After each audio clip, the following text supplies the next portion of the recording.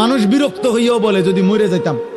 মানুষ দুঃখ কষ্ট অনেক সময় বলে যদি মরে যাইতাম। মহিলারা অস্থির হইয়া, মহিলারা বেশি বলে এতে মরে গেলে ভালো আসিল।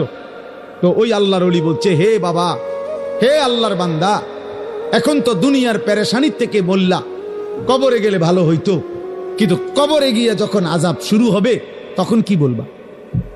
এবার কোথায় গেলে ভালো হইতো? এখন তো দুনিয়ার থেকে বললা এটা, তখন কি বলবা? তখন কি বলে? আহা, কোরআনুল কারীমের মধ্যে আছে, নাফরমান বারবার দুনিয়ায় ফেরত আসতে চাইবে, আল্লাহ বলবে কাল্লা, না না, কখনোই না রে বান্দা, কখনোই না।